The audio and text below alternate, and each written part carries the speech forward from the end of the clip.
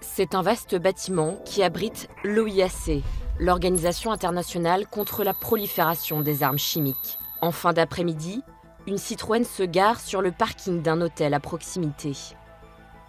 À bord de la voiture, 4 hommes. Ils sont sous surveillance des services de renseignement hollandais depuis leur arrivée sur le territoire.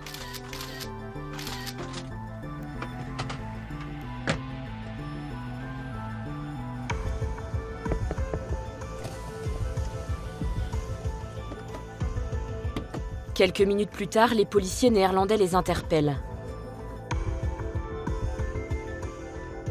Ils sont en possession de passeports diplomatiques russes.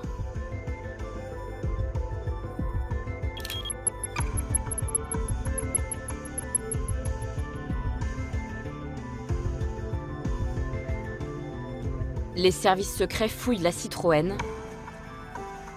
Dans le coffre, du matériel d'espionnage pour mener une cyberattaque contre l'OIAC. L'opération est classée confidentielle défense. Pendant 6 mois, les autorités hollandaises ne laissent filtrer aucune information.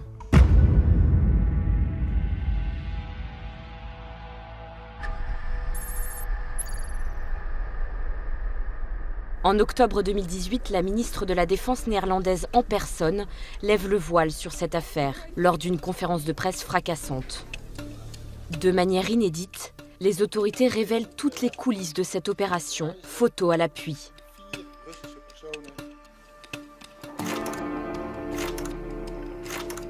Elles accusent les 4 hommes de travailler pour les services secrets russes.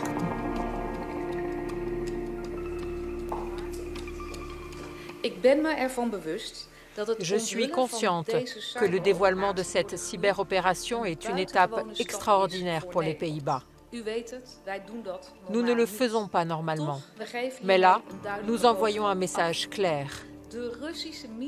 Le service de renseignement militaire russe doit mettre fin à ces opérations cybernétiques menaçantes.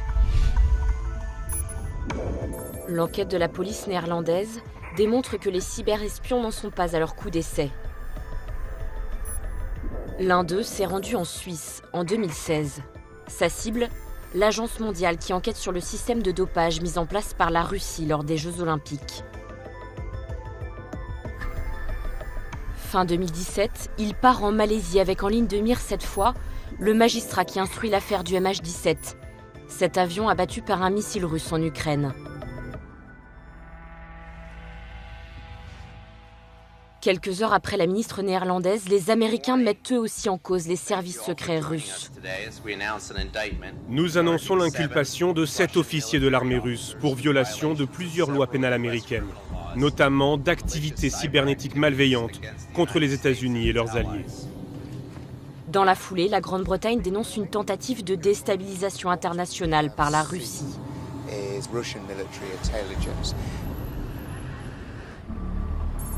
4 jours plus tard, le Kremlin finit par répondre. Il ne prend pas la peine de nier les accusations, mais s'étonne qu'une telle affaire soit étalée en place publique. Aucune information ne nous a été transmise par les canaux officiels. On ne peut pas prendre en compte une nouvelle qui nous vient des médias. Donc on ne donnera aucune explication et on ne fera pas de commentaires. Plusieurs États qui parlent d'une même voix pour accuser la Russie de cyberattaque, c'est une grande première. Quelle est cette guerre qui se joue désormais dans le monde numérique ? N'importe qui peut être victime d'un attaquant qui va chercher à détruire vos systèmes informatiques, à vous détruire fondamentalement.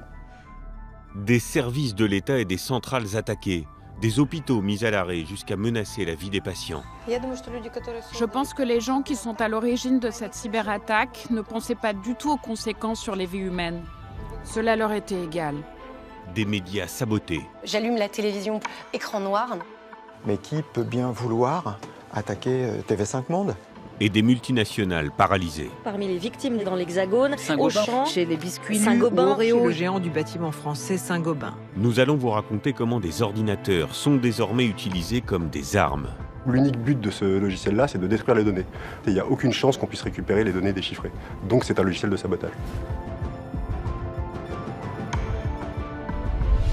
Pour attaquer, plus besoin de soldats. quelques hackers suffisent. C'est plus simple d'utiliser des mercenaires, ça évite d'avoir un lien direct avec le gouvernement. Если они настроены патриотически, они начинают вносить свою лепту, как они считают правильную, в борьбу с теми, кто как бы плохо отзывается о России. Les pirates russes notamment sont passés maîtres dans l'art de dérober des mots de passe, de pénétrer des systèmes et d'y loger des virus dévastateurs. À ce moment-là, nous avons réalisé que nous avions affaire à un niveau de cyberattaque jamais vu auparavant dans le monde entier. Anonymes derrière leurs écrans, ils sont rarement démasqués et sanctionnés. Contrairement aux autres conflits, on ne voit pas les forces en présence, on ne voit pas l'adversaire. Comment la France fait-elle face à cette nouvelle menace cyber? Nous considérons l'arme cyber comme une arme à part entière. Nous n'avons pas peur de l'utiliser et nous n'aurons pas peur de l'utiliser. Qui sont les hommes et les femmes de l'ombre qui tentent d'empêcher ces attaques virtuelles aux conséquences bien réelles? Est-ce que cette attaque a permis à l'attaquant d'être en profondeur dans les réseaux les plus cachés du ministère? Donc c'est ça ma première angoisse. Notre cauchemar, c'est avoir quelques dizaines de sociétés très sensibles pour la nation, touchées en même temps par une attaque. Et on sait que si un jour ça se produit, ce sera extrêmement difficile.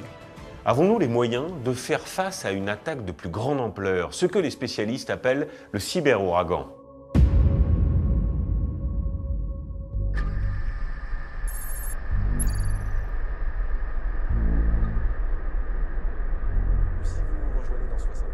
Ce 8 avril aurait dû être un grand jour pour TV5 Monde. Le groupe audiovisuel public inaugure une nouvelle chaîne sur l'art de vivre à la française. Il y a tout juste une heure, style HD, le luxe, la mode, la gastronomie sont de fortes valeurs à l'export et leur centre névralgique se nomme entre autres Paris ou encore Bruxelles. Mais c'est quoi au juste l'art de vivre? Nous allons tenter de vous apporter... Le directeur de TV5, Yves Bigot, accueille pour l'occasion le ministre des Affaires étrangères, Laurent Fabius. Monsieur le ministre, je vous en prie, le centre nerveux de diffusion. Ah, ça c'est le moment, ou jamais. Allez-y, prenez donc l'icône avec votre doigt. Alors, c'est ça. Voilà, et vous la faites glisser à l'endroit névralgique. Ah là là là là là là. Voilà. Et ça Wow. Voilà, la chaîne commence sa diffusion. Eh ben, c'est quelque chose de magique, hein. Ouais, hein. Style HD sera accessible à 354 millions de foyers à travers 200 pays. Très bien. Oh, on a envie de la regarder. Voilà. On est soulagé, on souffle, ça s'est bien passé, la chaîne a bien démarré comme il fallait, etc. Ouais, tout va bien. Il y a une espèce de douce euphorie de relâchement.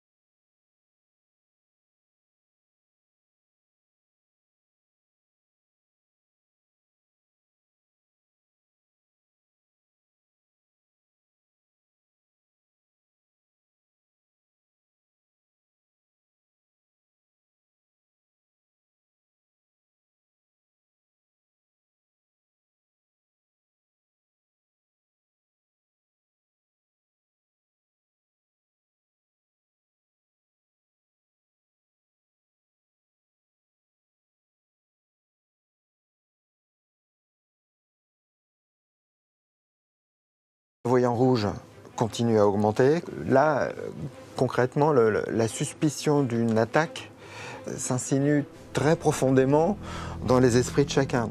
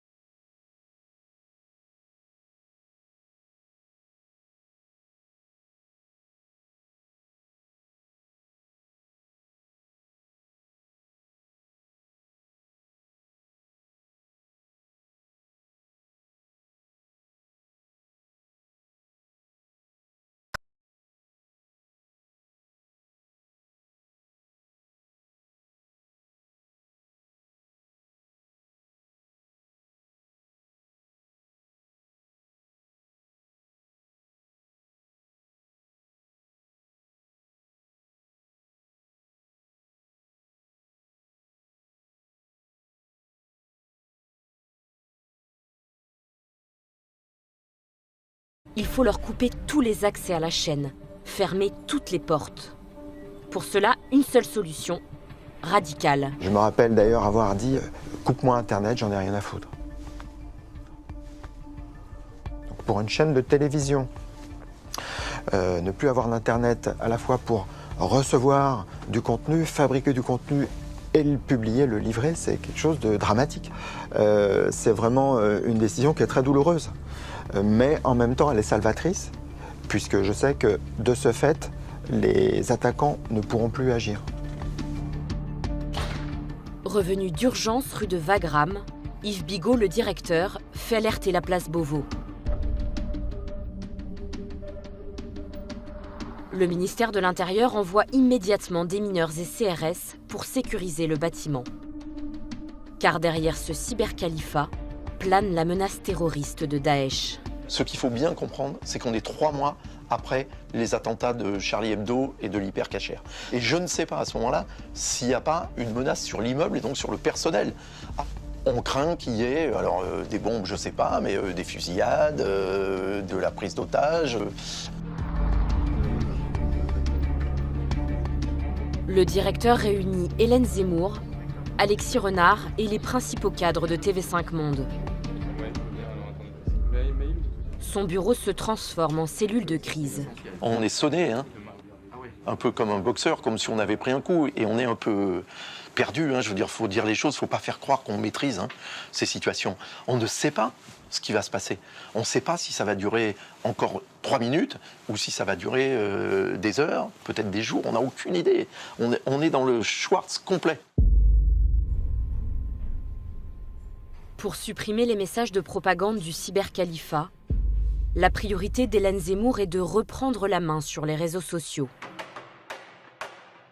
Les process sur Twitter et sur Facebook nécessitent de s'identifier avec les identifiants officiels TV5. Un casse-tête. Le défi qu'on a ce soir-là, c'est de récupérer les identifiants et les accès et les mots de passe, alors même qu'on n'a plus de messagerie et qu'on n'a plus les adresses mail qui ont servi à ouvrir les comptes. Je lui dis là, c'est l'enfer, je n'y arrive pas, on n'a plus rien. Elle parvient finalement à joindre les directions de Twitter et Facebook France, qui confirment « Impossible de récupérer l'accès aux comptes piratés. Ils seront définitivement supprimés, d'autres recréés. »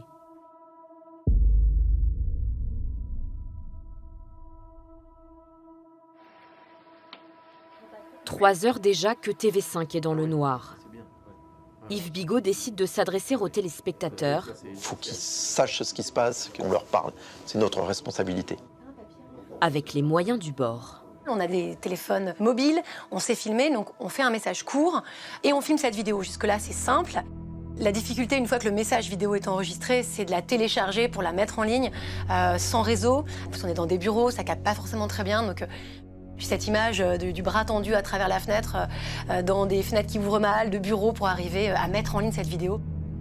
Le message d'Yves Bigot est finalement mis en ligne sur YouTube et sur les réseaux sociaux, tard dans la nuit. TV5 Monde a été victime d'une cyberattaque extrêmement puissante. Ce piratage a conduit l'ensemble de nos 11 chaînes, les 9 généralistes et les 2 thématiques, à virer à l'écran noir. À 5 heures du matin, ces écrans noirs se rallument. Mais le direct reste toujours impossible. La chaîne passe des rediffusions.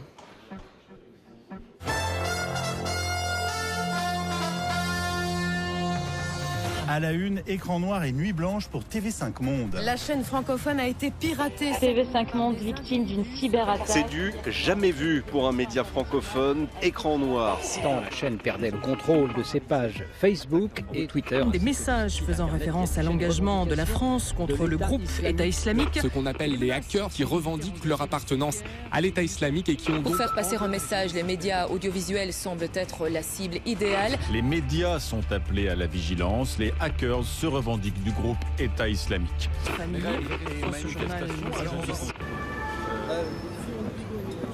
Au petit matin, la cyberattaque fait la une des médias. Sur le trottoir, devant le siège de la chaîne protégée par des policiers en armes, des radios et des télévisions du monde entier sont déjà rassemblées.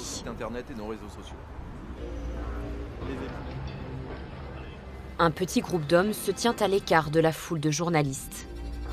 Ce sont des experts informatiques qui viennent à la rescousse de la chaîne. Ils font partie de l'ANSSI, l'agence de l'État en charge de la sécurité informatique.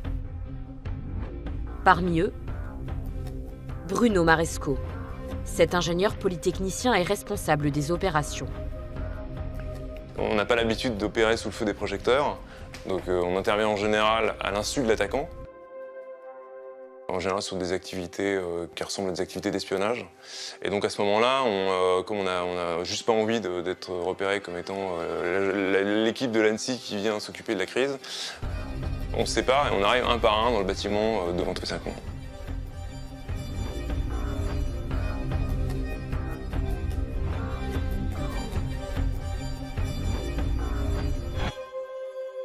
Les spécialistes de l'agence d'État ont reçu des instructions de leur directeur, Guillaume Poupard. Pour nous, l'objectif, quand on arrive, c'est vraiment tout de suite de préserver la scène de crime. Ça veut dire être capable de faire des relevés, une sorte de relevé d'empreintes un petit peu dans le monde numérique, de manière à ensuite bien comprendre. Dès la première réunion, les priorités des cyberpompiers de l'ANSSI et de la direction de TV5 s'entrechoquent. On a à peu près un peu plus de 3000 contrats de distribution sur toute la planète. On est partout, on est en Chine, on est en Corée du Nord, on est à Cuba, on est au Soudan du Sud. Mais donc, dans beaucoup de ces contrats, le premier alinéa, c'est vous devez en permanence fournir un signal, sinon le contrat devient caduc. Mon objectif, c'est de remettre en route nos capacités de diffusion, de production, de fabrication de nos journaux télévisés. Le problème, c'est que dès qu'on va commencer à modifier les systèmes informatiques, ce qui est évidemment la tentation de TV5 pour pouvoir relancer ces systèmes, eh bien on va complètement effacer ces indices qui sont parfois très ténus, très fragiles.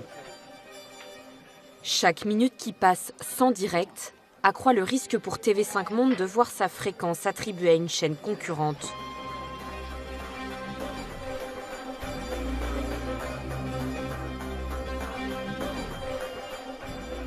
Mais l'ANSSI impose son tempo. Priorité à l'enquête.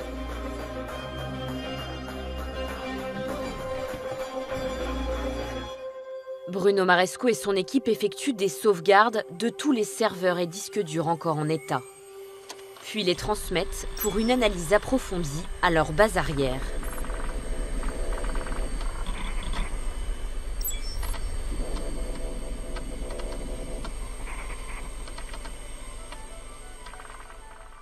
C'est dans cette tour, sur les quais de Seine, que travaille à l'époque Félix Aimé.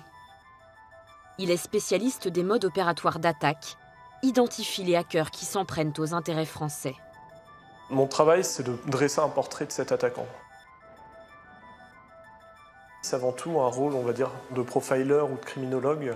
On a des investigations techniques et scientifiques qui sont faites sur le lieu d'un crime. Et on va essayer de savoir qui est derrière ce crime et potentiellement de relier ce crime à d'autres affaires. Le site internet, les réseaux sociaux, la messagerie, le système principal de diffusion sont hors service. Les pirates ont même détruit le système de secours. L'attaque est sophistiquée, peut-être trop. Au sein du bureau, on est sûr et certain que ce n'est pas le cybercaliphate. Directement, l'hypothèse du cybercaliphate, qui est un peu un groupe d'attaquants de bas niveau, opportunistes, me paraît complètement fallacieuse. En termes de technologie employée, en termes d'organisation, ça ne ressemble pas du tout à de la cybercriminalité standard.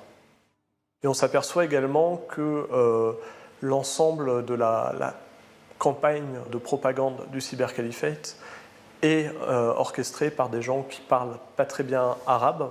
Ça semble être plus du Google Translate que des natifs.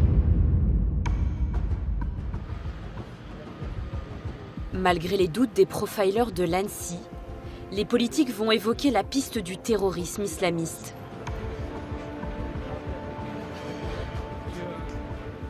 Bernard Cazeneuve, ministre de l'Intérieur et figure de la lutte contre le terrorisme, arrive en personne au siège de la chaîne. Il est accompagné de 2 autres ministres, Laurent Fabius aux Affaires étrangères et Fleur Pellerin à la culture. Le directeur de la chaîne les accueille dans son bureau avec en tête l'avertissement de l'ANSSI. Ne pas se précipiter pour désigner le coupable. Je leur raconte ce que je sais. Les faits, c'est regarder les captures d'écran que j'ai conservées, voilà les messages qu'on a reçus, signés dans le cybercalifate. Voilà, je m'en tiens à ça, hein, pas de spéculation au-delà des faits. Voilà ce qu'on sait. Avant de repartir devant les caméras, le ministre ne va pas faire preuve d'autant de prudence. Nous sommes face à des terroristes déterminés et nous sommes déterminés à les combattre. Les moyens qu'ils mobilisent sont des moyens puissants qui nous obligent à nous adapter en permanence. Et c'est ce que nous faisons sans trêve ni pause. Ça m'étonne qu'il s'engage aussi clairement. Mais je me dis, après tout, il a sans doute des infos que je n'ai pas. Et puis après, les politiques, ils font de la politique. Hein. Donc, on n'est jamais non plus tellement surpris, parfois qu'ils affirment des choses en attendant qu'on les vérifie, quoi.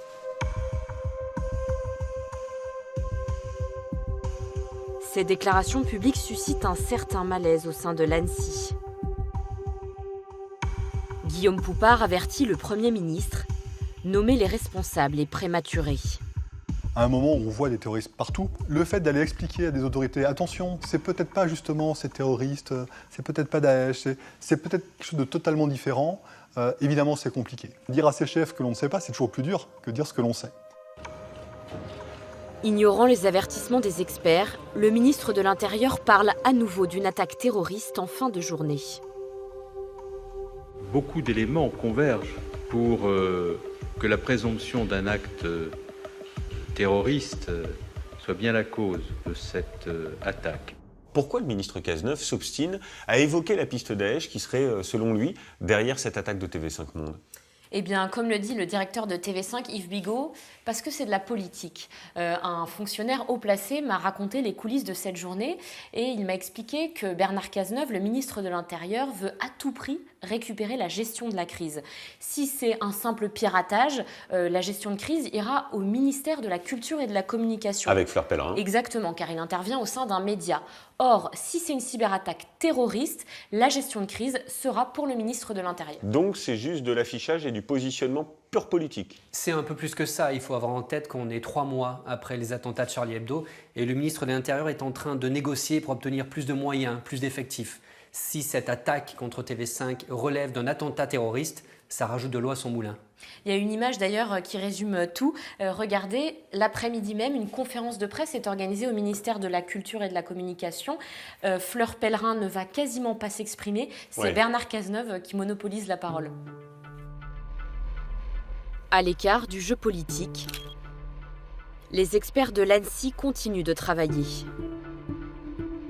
Sauf qu'ils interviennent au sein même d'un média qui, en plus, a choisi de communiquer sur l'attaque. Le choc des cultures. Les journalistes de TV5 Monde ont cherché à couvrir la manière dont on traitait l'incident. Et donc, on a dû indiquer à la chaîne qu'on n'était pas forcément très à l'aise avec l'idée de voir apparaître des caméras derrière la porte vitrée de la salle qu'on avait investie, que c'était de nature à fournir à l'attaquant qui a accès à Internet et regarde la télévision des informations sur l'activité d'investigation en cours. En parallèle du travail des cyberpompiers de l'Agence de sécurité informatique, une autre équipe intervient. Des policiers spécialisés. Eux ne sont pas là pour réparer l'antenne de TV5, mais pour mettre la main sur le coupable afin de le traduire en justice. Comme sur une enquête classique, ils commencent par auditionner les salariés de la chaîne. L'un de ces policiers a accepté de parler de manière anonyme. Son entretien est reconstitué. Nous l'appellerons Patrick. Quand on commence une enquête, on ne s'interdit aucune hypothèse. On part du principe que tout le monde peut être coupable, que le coupable peut être interne, ça peut être des gens de l'intérieur qui sont spécialisés dans le système informatique, des anciens salariés qui sont partis mécontents ou qu'on a fâchés. Tout le monde est nerveux, tout le monde est sur ses gardes, tout le monde est tendu. Les enquêteurs s'intéressent en particulier à un employé. Car les premières analyses de l'ANSSI ont déterminé que l'attaque a été lancée depuis son ordinateur. Il ne s'agit pas d'un salarié lambda, mais de l'administrateur réseau. C'est lui qui gère les comptes et les machines du réseau informatique de TV5 Monde. C'est quelqu'un qui se pose beaucoup de questions, forcément, puisque c'est son ordinateur qui a servi à l'attaque. Et il répond à nos questions de façon cohérente. Il nous apporte des éléments qui nous permettent de penser que sa machine a peut-être été compromise et utilisée à son insu.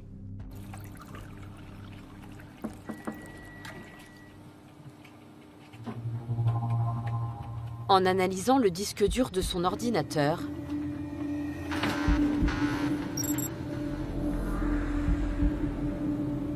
les enquêteurs découvrent 2 virus qui pourraient mettre hors de cause ce salarié. On appelle ça des malwares. Le premier, c'est un enregistreur de frappe clavier qui permet à une personne malveillante de récupérer tout ce qui est tapé sur un ordinateur, notamment les mots de passe et les identifiants.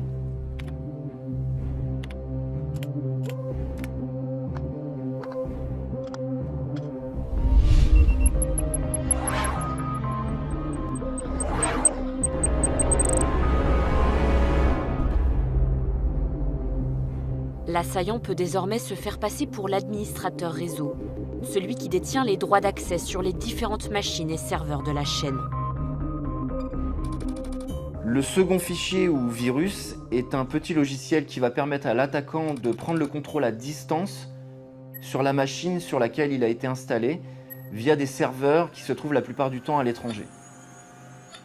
Le soir de l'attaque, depuis n'importe où dans le monde, il n'a plus qu'à donner des ordres à cet ordinateur. Le jour J, l'attaquant va initier une attaque en faisant une simple commande qui va dire à la machine de l'administrateur réseau qui a été compromise d'effacer le serveur de messagerie.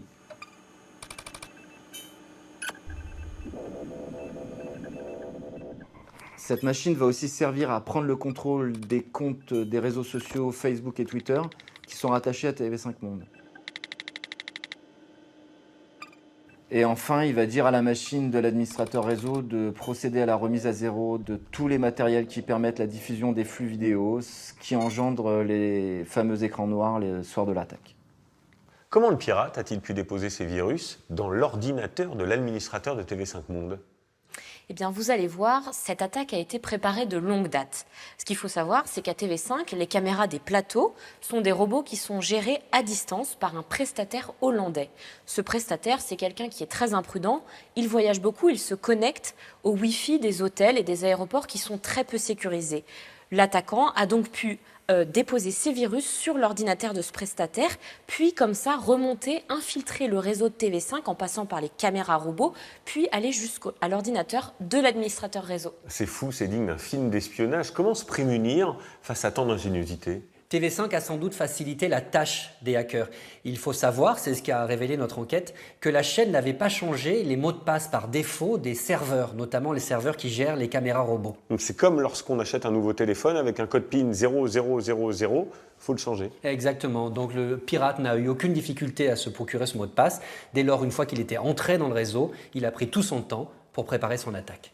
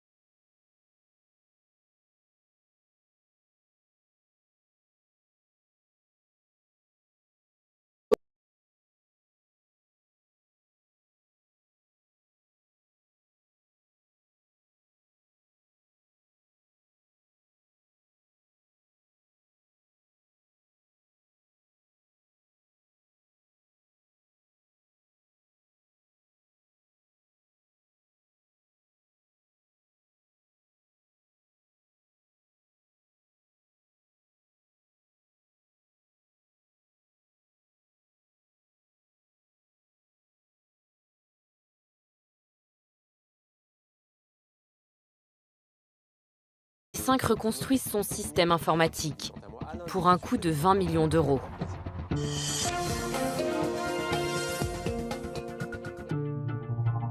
Les enquêteurs, eux, sont toujours sur la piste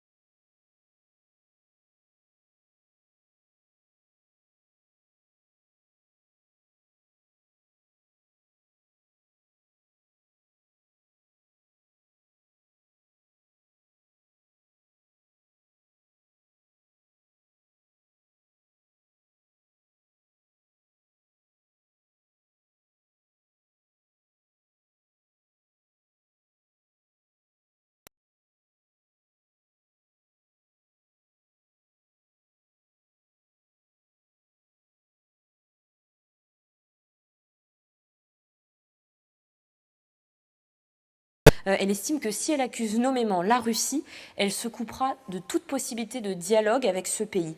Sur ces affaires dans le cyberespace, on règle généralement les choses par le canal diplomatique et pas frontalement. Donc l'agresseur ne sera jamais désigné. Même TV5 ne sera pas mise au courant, mais la chaîne finira par l'apprendre, tout comme le grand public, parce que l'information va fuiter.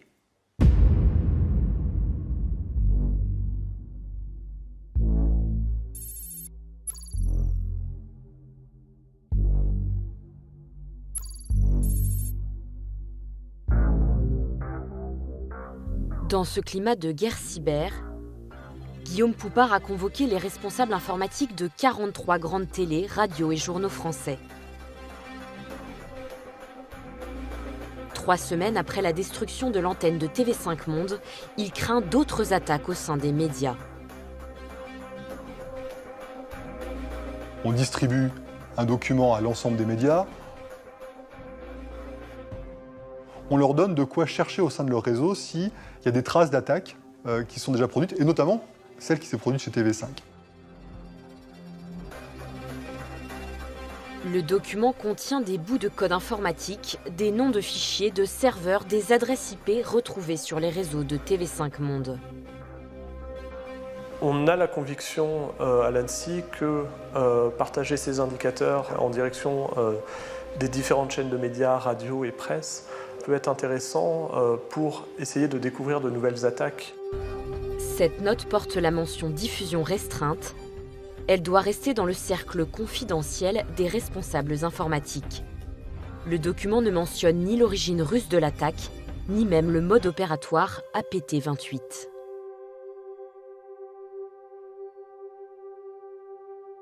Emmanuel Paquette est journaliste au magazine L'Express. Il suit depuis plusieurs années les problématiques cyber. Grâce à des sources, il entend parler de cette réunion et parvient à se procurer le fameux document distribué par l'ANSSI. Il va mener sa propre investigation. Je donne les marqueurs, donc les empreintes numériques laissées par les assaillants chez TV5 Monde, à 2 experts de la cybersécurité, un privé et un particulier que je connais. C'est plutôt un hacker pour le coup. Et les 2 travaillent de leur côté et assez rapidement arrivent tous les 2 à la même conclusion. Je m'attendais à ce que ce soit effectivement une confirmation du cybercalifate. Et en réalité, derrière ce groupe se cache APT28, qui serait proche des intérêts russes. Le journaliste se fait confirmer l'information par le parquet en charge de l'enquête. Pourtant, l'ANSSI se refuse à tout commentaire. Emmanuel Paquette contacte alors le premier concerné, le directeur de TV5. On ne nous l'avait pas dit officiellement. Comme évidemment l'Express m'appelle et me demande de confirmer, j'appelle l'ANSSI en disant hey, là maintenant il faut nous dire les choses clairement. Un type de l'Express qui est un vrai spécialiste de ces questions-là nous dit voilà, que c'est les Russes. Je confirme. Alors ils étaient très emmerdés. Parce que ça serait mieux de ne pas le dire, il ne faut pas en parler. Ben oui, mais si le gars le sait, voilà, on finit par me dire, ben oui, c'est les Russes.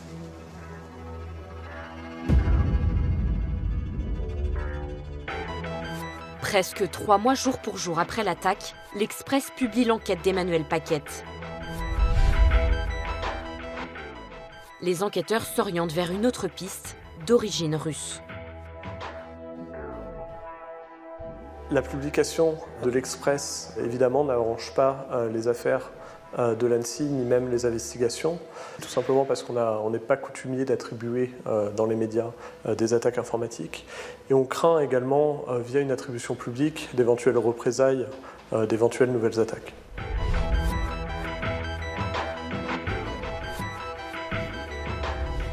L'information est reprise dans le monde entier, aux États-Unis, en Angleterre, en Allemagne ou encore en Espagne. Car c'est la première fois qu'un média est saboté. L'ANSSI n'était pas très content que je partage les empreintes numériques laissées par les assaillants à d'autres personnes. J'ai eu des messages plutôt indirects me disant de les garder pour moi, voire si je pouvais éviter d'y accéder. Bon, voilà.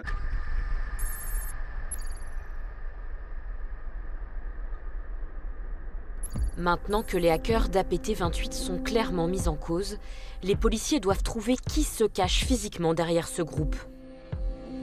Mais les pirates ont brouillé les pistes en se dissimulant derrière de nombreux serveurs partout dans le monde. Moi, en tant qu'enquêteur, quand je travaille, je remonte la pelote à l'envers.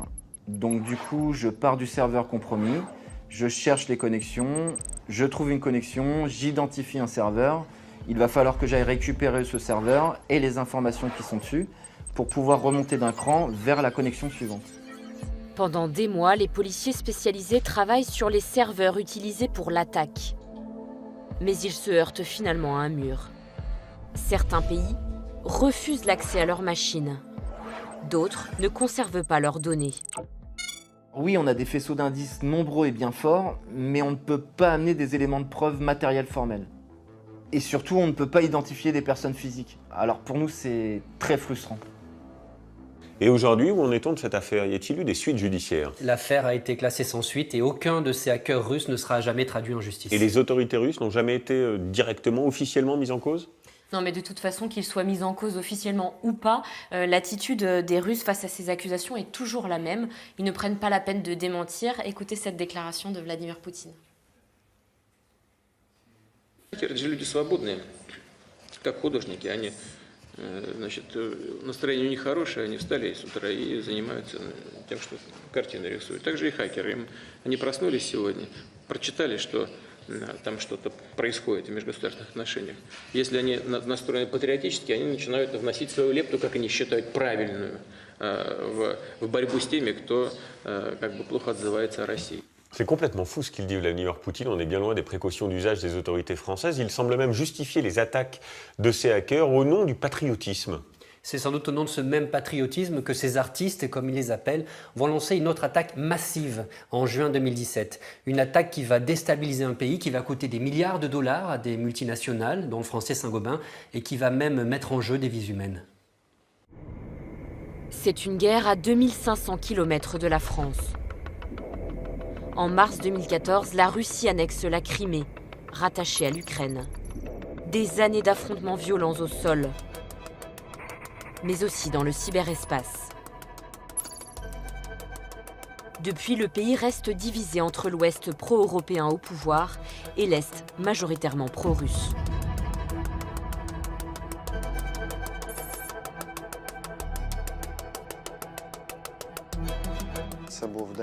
C'était la veille de la journée de la Constitution de l'Ukraine. Vu que le 28 c'est un jour férié, je décide que j'irai voir mes parents et mes enfants. L'été, mes parents habitent à la campagne.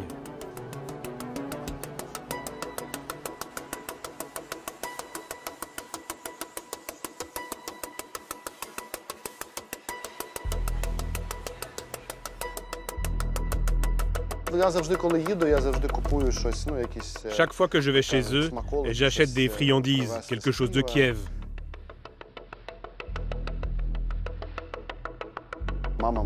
Ma mère adore le salo, du lard ukrainien.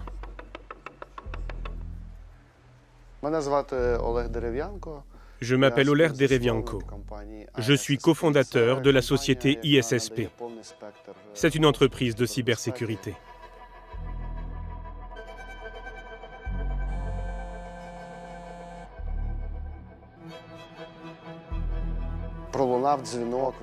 J'ai reçu l'appel d'un ami. Il m'a dit, écoute, quelque chose d'important est en train de se passer. Un gros client vient d'être attaqué.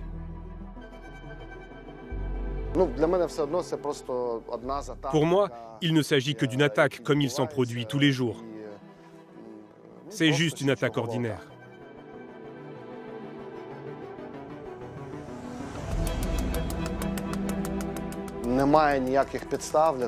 Il n'y a aucune raison que je change mes plans.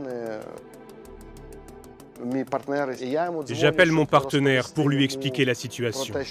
Et il me répond. Écoute, 10 à 15 entreprises m'ont déjà appelé pour me dire qu'elles sont touchées par une forte cyberattaque. C'est sérieux. Tout le système s'arrête et le message de demande de rançon apparaît. Oler Derevienko comprend que l'alerte est beaucoup plus sérieuse qu'il ne l'imaginait. Il s'arrête dans un restaurant en bord de route pour avoir une connexion Internet.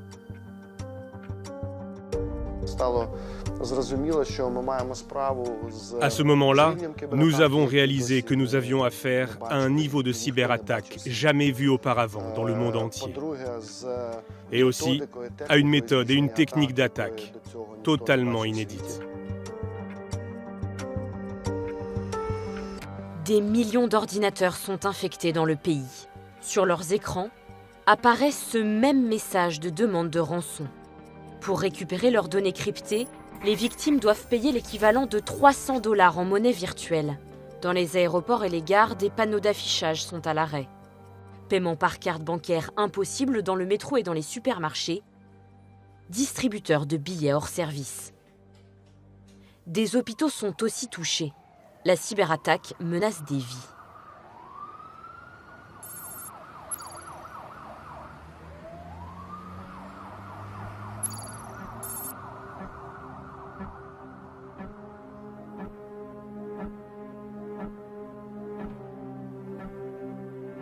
La clinique Boris est l'une des plus réputées de la ville.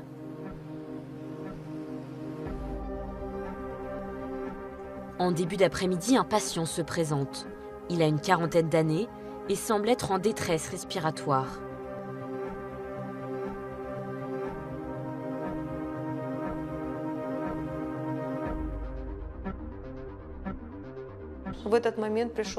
Un patient avec une insuffisance coronarienne est arrivé. Cela signifie que l'activité de son cœur souffrait de dysfonctionnement. Il pouvait décéder à n'importe quel moment. Ce patient avait besoin d'une hospitalisation immédiate. En plus de 30 ans d'exercice, le docteur Yelena Botiaï n'a jamais connu une telle panique. Tout le système informatique de la clinique est hors service. Les plannings des médecins et les dossiers des patients se sont volatilisés. Il était très important de vérifier si ce patient avait déjà eu des problèmes cardiaques auparavant, parce qu'il était assez jeune et qu'on devait éviter des erreurs. Il nous fallait savoir quels médicaments il prenait et quels examens il avait déjà faits. Là, il nous dit « Vous avez toutes ces informations dans votre base de données », sauf que nous n'avions plus cette base. La clinique ne peut pas l'opérer sur place. Le patient sera finalement envoyé dans un centre spécialisé.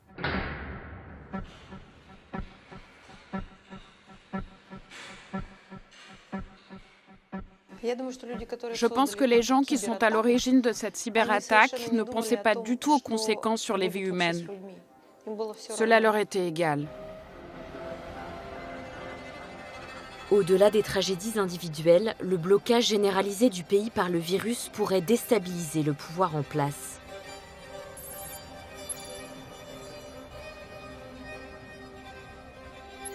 Place Maïdan, la Poste doit fermer ses portes.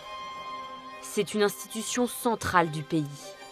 Elle n'assure pas seulement la gestion du courrier, elle distribue aussi les pensions de plus de 11 millions de retraités ukrainiens. Comme beaucoup de retraités habitent dans des endroits reculés où les banques n'ont pas accès, nos facteurs prennent l'argent en liquide dans leur sac et le distribuent dans les villages, jusque dans les maisons. L'équivalent de 4 milliards d'euros en espèces. Mais nous avons besoin de données pour nous dire quelle somme d'argent distribuer à qui.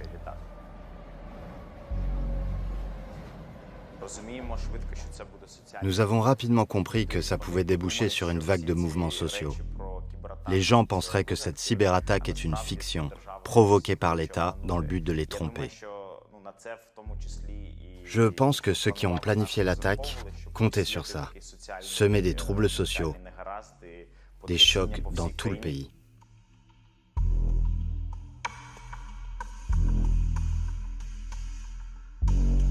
Pour éviter une montée de panique, Alexander Persowski donne l'ordre à ses équipes de rouvrir les portes. Même sans système informatique, il faut continuer à accueillir les clients.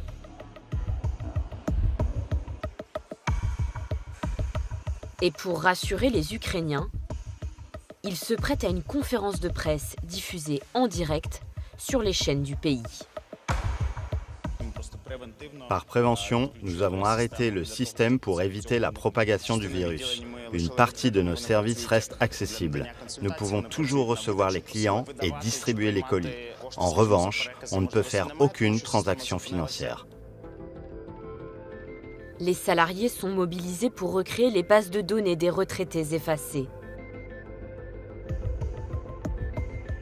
Ils y parviendront au bout de 2 semaines à l'aide des archives papier, 2 jours avant la date de la distribution des retraites.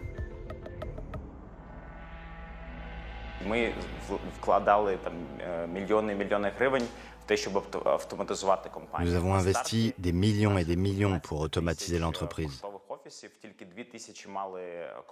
À mon arrivée, seuls 2000 de nos 11 000 bureaux de poste étaient connectés au réseau Internet. Nous avons doublé ce nombre. L'ironie du sort, c'est que nous nous sommes battus pour que la société soit davantage dépendante de l'infrastructure informatique. Mais à cause de ça, elle est devenue plus vulnérable.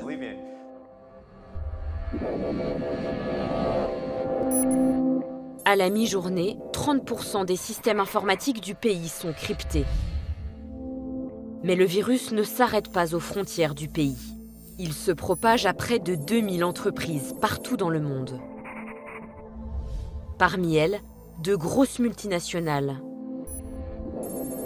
Les experts le baptisent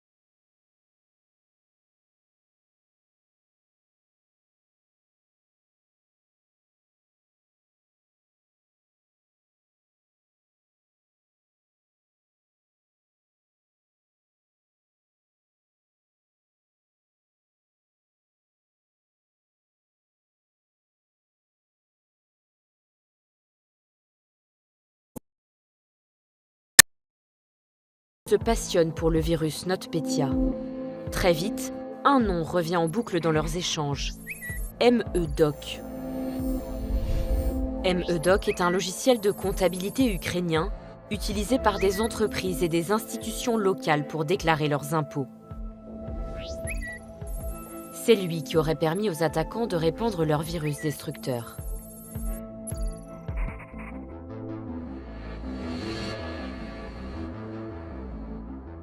L'épicentre de la pandémie mondiale se situerait au siège d'une petite entreprise de la banlieue de Kiev.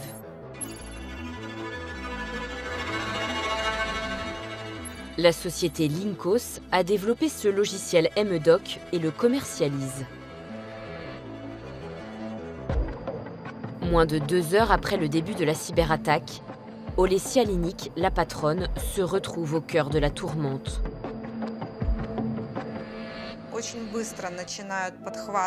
Très rapidement, tous les médias commencent à diffuser cette information et à faire leur une avec ce titre. La mise à jour du logiciel MEDOC propage le virus NotPetya en Ukraine.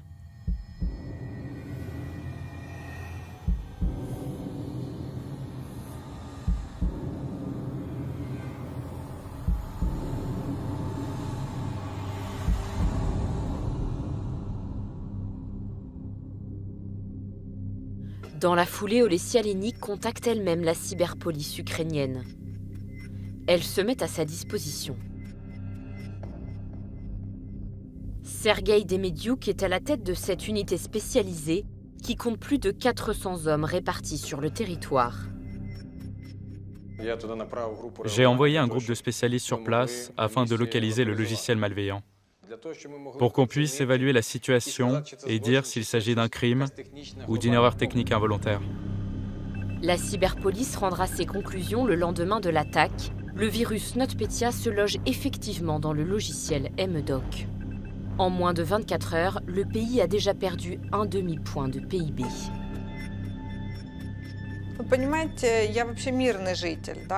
Mettez-vous à ma place. Je ne suis pas un soldat, je suis une civile. Donc, devenir l'épicentre de la guerre, de cette cyberguerre, j'ai du mal à l'avaler, comme tout ce conflit d'ailleurs.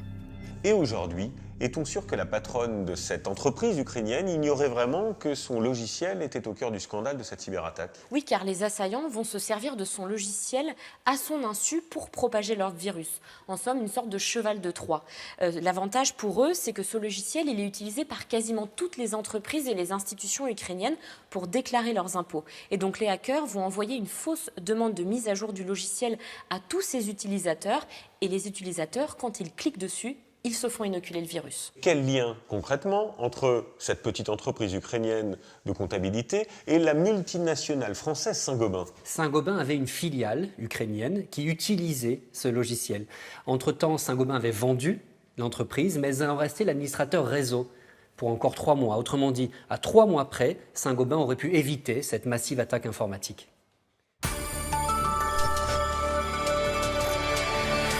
Voici le journal. Bonjour à tous.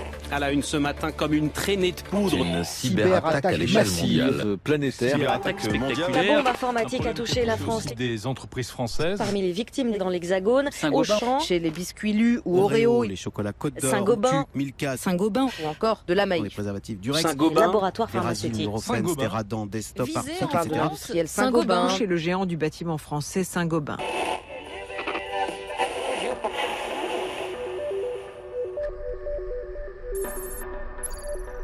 Pendant 6 jours, aucune information ne filtre du siège.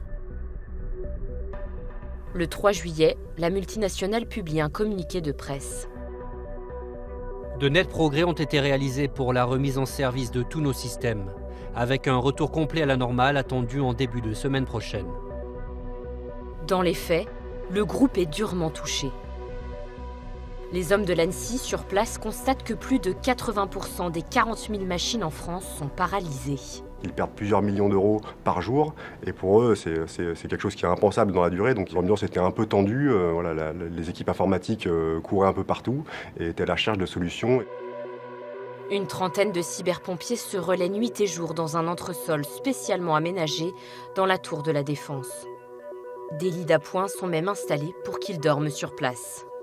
Cette attaque chez Saint-Gobain tombait particulièrement à un mauvais moment, puisqu'ils étaient soumis à une publication des comptes obligatoire, et le fait de ne pas publier ces comptes financiers peut entraîner des pénalités. Donc effectivement, ils sont très demandeurs et mettent beaucoup de pression pour qu'on redémarre vite. Il faudra 3 semaines au groupe français pour reconstruire un réseau sain et revenir à la normale. Dans cette cyberattaque, Saint-Gobain a perdu au moins 250 millions d'euros de chiffre d'affaires.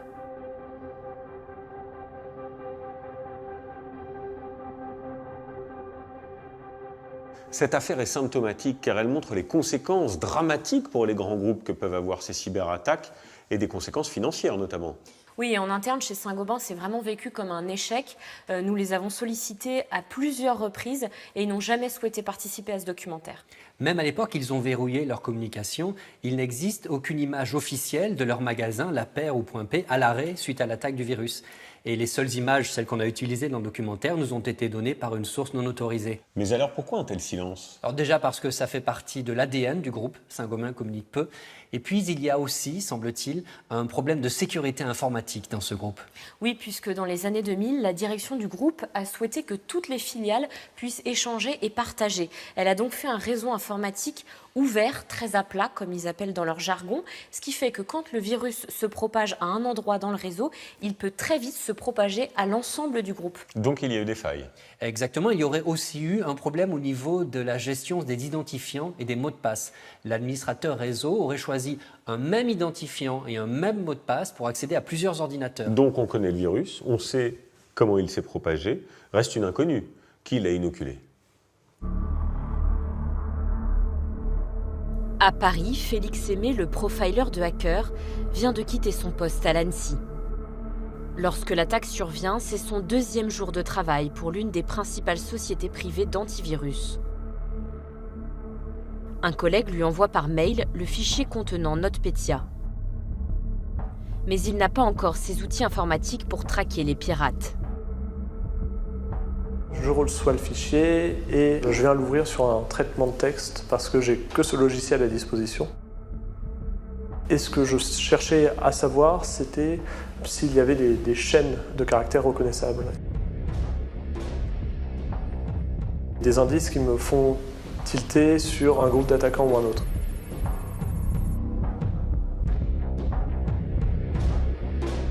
Je m'aperçois qu'on a une suite d'extensions de fichiers qui est vraiment significative.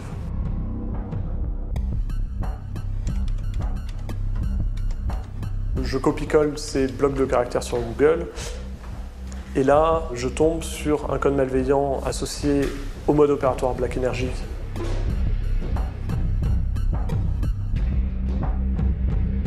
Black Energy, c'est un mode opératoire russophone qui est spécialisé dans le cybersabotage.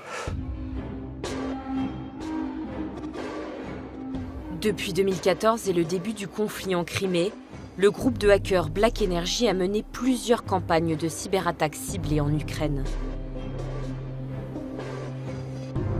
Ils sont notamment à l'origine d'une attaque sans précédent contre des centrales électriques en décembre 2015. 70 000 foyers ukrainiens plongés dans le noir. Aujourd'hui, on ne sait pas si Black Energy est associé à l'État russe directement, si c'est un service ou si c'est un bureau d'un des services de renseignement russes. Tout ce qu'on sait, c'est qu'il suit des intérêts géopolitiques russes.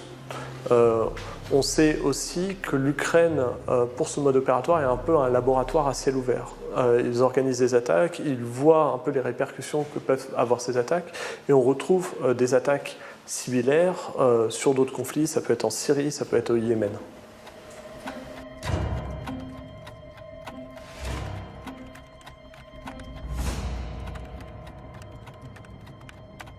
Le profiler se retient de lier directement les hackers russes de Black Energy au Kremlin. Les autorités ukrainiennes, elles, vont prendre moins de précautions.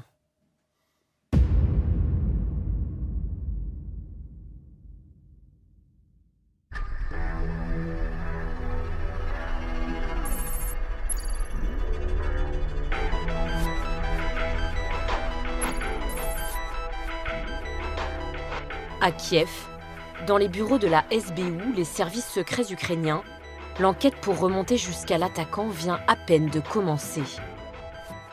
Nikolai Kuleshov, le chef du département cyber, n'a encore aucune preuve tangible, mais une certitude après des années de guerre contre la Russie. Pour organiser une attaque pareille, aussi massive, il faut avoir beaucoup de ressources. Un petit groupe de hackers indépendants ne dépenserait pas une telle somme d'argent sans aucun retour sur investissement. Ce ne peut être que des services secrets. Pour nous, c'est important de dire à la communauté internationale la vérité sur cette cyberattaque. De dire qu'il s'agit d'une agression russe. Dans notre pays, les forces de l'ordre n'ont pas pour habitude de dire qui est derrière une attaque tant que la justice ne s'est pas prononcée. Mais dans cette situation de guerre hybride, lorsque nos ennemis sont sans foi ni loi, nous devons nous mettre à leur niveau.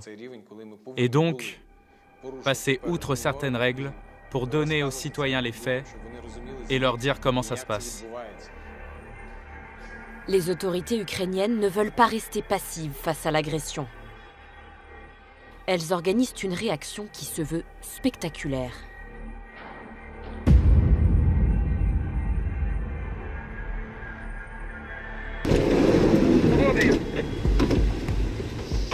Un commando d'intervention de la police ukrainienne débarque dans l'entreprise d'Olesya Linik.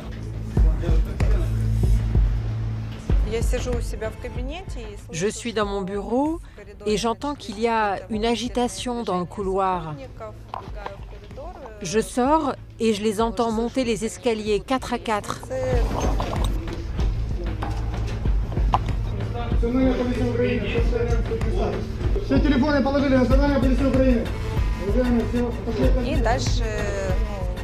Puis j'entends des cris. Tout le monde s'éloigne des ordinateurs. Alignez-vous devant le mur. Nous sortons tous et nous nous mettons en rang. Ils me demandent où se trouvent les serveurs. Je leur réponds, il y en a à chaque étage.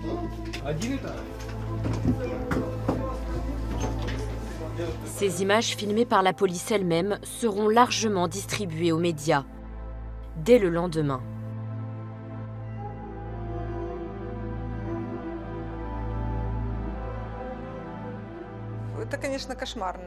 C'était un cauchemar. Vous savez, pour de simples employés de bureau, se retrouver face à des hommes avec des mitraillettes braquées sur vous, évidemment, c'était un choc colossal pour tout le monde. Certes, c'était très désagréable et inconfortable pour les dirigeants de cette société, car nous avons violé leurs droits et leurs libertés, mais d'un autre côté, nous avons fait du bon travail. Nous espérions ainsi que les criminels qui nous voient agir réaliseraient que tôt ou tard, avec une force aussi puissante, nous serions en mesure de venir les arrêter aussi. Est-ce que cette démonstration de force à l'endroit de la Russie va fonctionner ? Vous vous doutez bien que non, mais les Ukrainiens n'ont pas vraiment d'autres moyens que ça. Nous sommes entrés dans les bureaux des services secrets ukrainiens, le SBU, et nous y avons trouvé peu de moyens, quelques jeunes hommes devant des ordinateurs, et puis surtout, chose très étrange, nous avons pu mettre notre clé USB pour récupérer un document dans leur ordinateur sans même qu'ils la vérifient avant. Sans aucun contrôle, c'est-à-dire que si vous aviez voulu les infecter, leur transmettre un virus, les attaquer, c'était possible. Oui. Pas très sérieux, ça. Le plus ironique dans toute cette affaire, c'est que les Ukrainiens ne devraient pas seulement s'en prendre aux Russes, mais aussi aux Américains. Parce qu'à l'origine de toute cette histoire, il y a la NSA, la célèbre agence de renseignement américaine. C'est elle qui a découvert une faille dans le logiciel Microsoft. Mais au lieu d'avertir l'industriel pour qu'il corrige cette faille, la NSA l'a conservée pour elle en espérant l'utiliser plus tard dans de futures attaques. Et pourquoi cette faille s'est retrouvée entre les mains des hackers russes de Black Energy ? Mais parce que c'est l'arroseur arrosé, la NSA s'est fait dérober tout un arsenal de failles par des pirates informatiques, dont celle qui est à l'origine du virus NotPetya. Et ces failles informatiques se sont retrouvées sur Internet en vente, et donc tout hacker malveillant pouvait les utiliser. C'est un monde sans règles, où tous les coups sont permis. Tous les coups sont permis, avec un gros avantage. Il n'est pas nécessaire d'entretenir et de financer une armée d'espions pour mener une attaque, il suffit d'un virus. Et vous allez voir comment l'armée française elle-même va être victime d'une de ces opérations d'espionnage.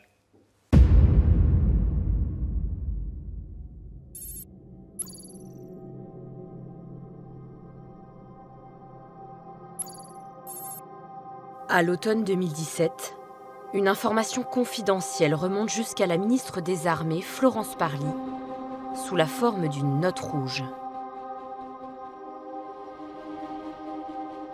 Des boîtes mail de militaires français ont été piratées. La cyberattaque est en cours, elle est très sophistiquée et pourrait donc être l'œuvre d'un État. C'est le général Olivier Bonnet de Pailleret qui a fait rédiger le document. Sur à peu près 800 incidents que l'on a par an, moins d'une dizaine est de nature étatique. Est-ce que cette attaque a permis à l'attaquant d'être en profondeur dans les réseaux les plus cachés du ministère? Donc c'est ça ma première angoisse. L'information est prise très au sérieux au sommet de l'État. La ministre demande à être tenue au courant de l'évolution de l'attaque.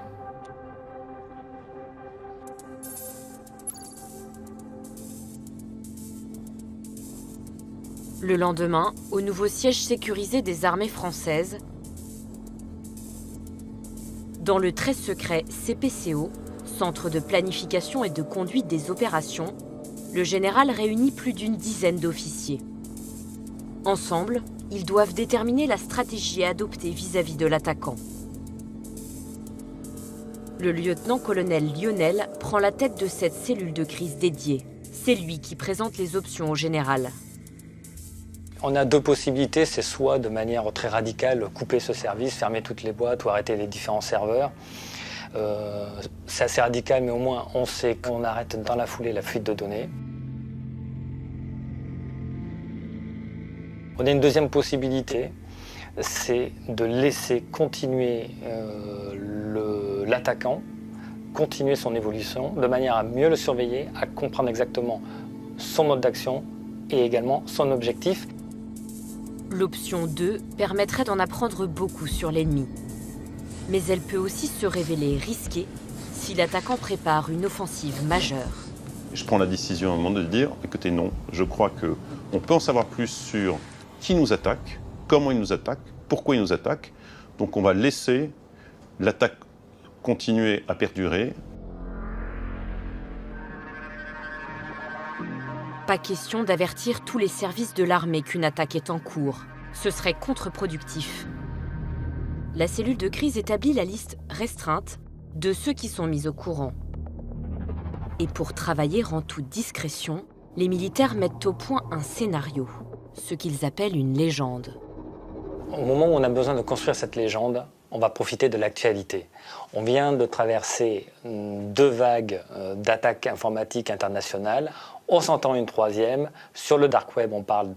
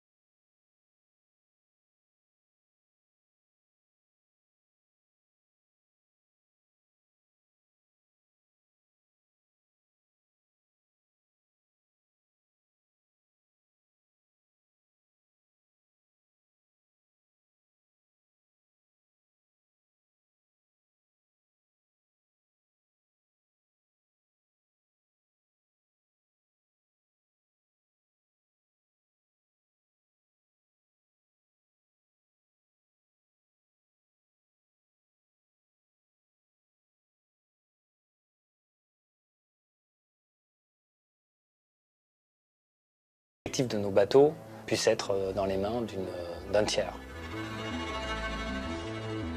Le tiers pourrait être un État qui agit à l'encontre des intérêts français. Mais alors, qui est ce fameux tiers qui est évoqué et qui attaque les intérêts français? Ce serait encore un coup des Russes. Il s'agit d'un mode opératoire baptisé Turla, celui d'un groupe de hackers qui est déjà connu pour avoir attaqué d'autres institutions, notamment un État européen.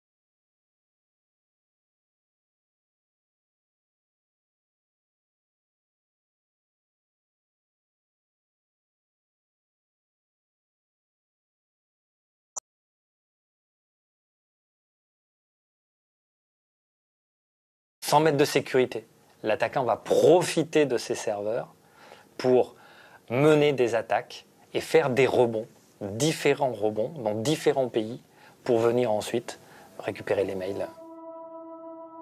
La liste de ces serveurs vient s'ajouter à la base de données sur Turla. Avec cette opération de contre-espionnage, l'armée française espère se prémunir à l'avenir d'attaques similaires perpétrées par ce groupe de hackers. J'estime qu'on est allé jusqu'au bout de notre enquête et qu'il est temps, maintenant qu'on a cette connaissance générale, d'arrêter cette attaque. Fin mai 2018, 7 mois après le lancement de l'opération de contre-espionnage Turla, le commandement de la cyberdéfense décide d'arrêter de jouer avec le feu. L'attaquant est chassé des boîtes mail de manière radicale. Tous les identifiants et mots de passe seront changés.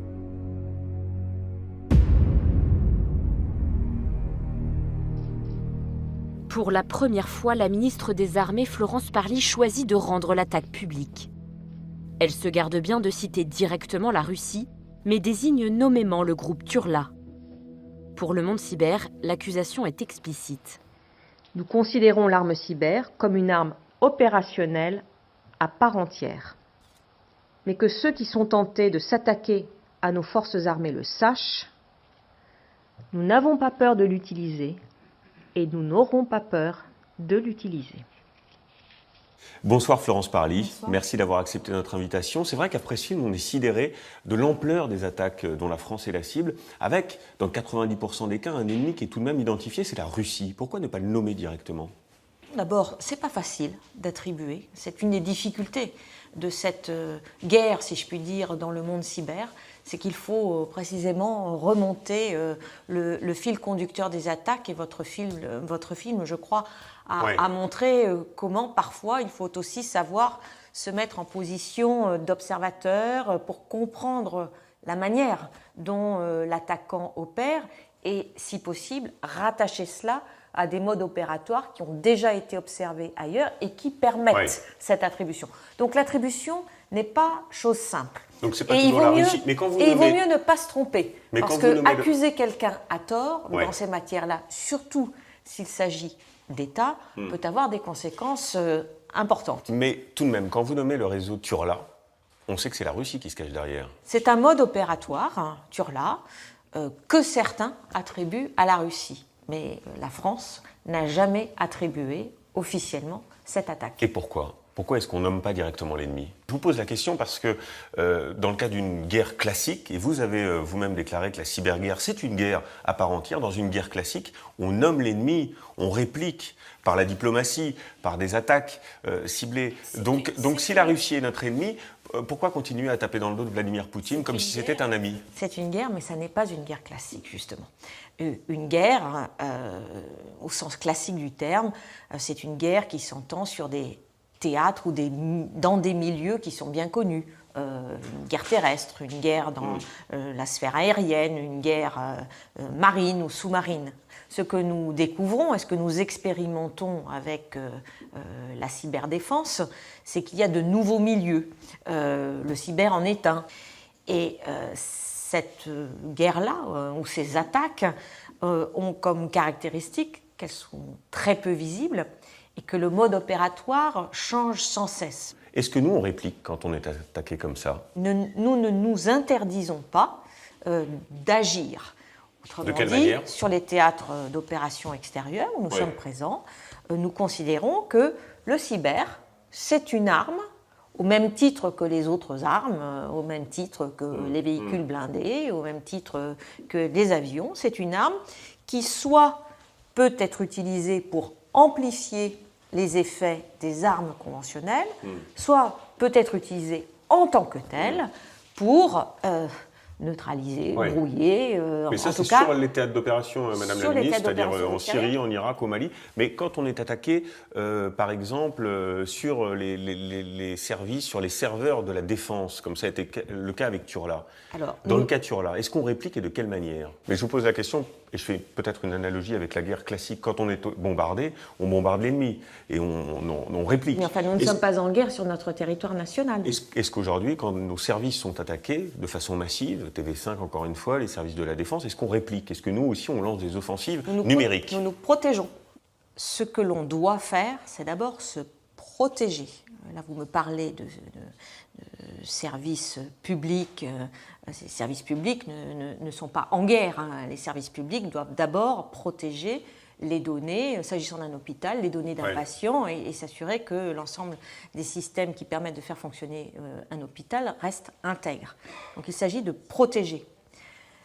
Ensuite, il faut parvenir à identifier. Et j'ai indiqué combien le processus d'identification était un processus complexe. Et lorsque on identifie, on peut en effet faire savoir à celui que l'on a identifié, que l'on sait qui il est. Ensuite, l'histoire ne regarde pas nécessairement, la suite de l'histoire ne regarde pas nécessairement le grand public. C'est du secret défense ? C'est confidentiel. C'est confidentiel, mais ça existe. Mais ça existe. On lance des attaques de temps en temps pour répliquer quand on est attaqué. Je n'ai pas dit cela, j'ai dit qu'on peut faire savoir à celui dont on pense qu'il est l'auteur que l'on a compris qui il était et ce qu'il avait fait. On révèle dans notre film que ce sont les Allemands qui nous ont alertés. Est-ce que ça veut dire qu'il y a des failles dans les services français ? Ça veut dire qu'il faut une coopération. Et je parlais tout à l'heure de l'Union européenne, donc de l'OTAN. C'est la coopération La clé, c'est la coopération, parce qu'il n'y a pas de frontière. De la même manière qu'il n'y a aucune frontière entre les attaques civiles ou les attaques qui concernent le monde militaire, il n'y a pas non plus de frontière entre les différents pays européens. Sur la société civile, quels peuvent être les plus grands dangers de ces attaques? Et vous, en tant que ministre, qu'est-ce que vous redoutez? Vous avez cité un danger majeur, c'est celui de porter atteinte à nos libertés et à la démocratie. Et de déstabiliser nos pays. En faussant, si je puis dire, la perception et la compréhension que peuvent avoir nos concitoyens de ce qui se passe dans leur environnement. C'est pour moi sans doute l'un des sujets majeurs. C'est-à-dire qu'au fond, le développement extraordinaire d'Internet qui a été un moyen formidable pour échanger, propager des idées, diffuser du savoir, peut, lorsque cet outil est mis entre les mains de personnes malveillantes, peut se retourner au fond contre nos démocraties qui se nourrissent au fond de ces libertés. La démocratie et la liberté, c'est la même chose. La démocratie sans la liberté, c'est pas la démocratie. Merci Florence Parelli. Merci. Merci.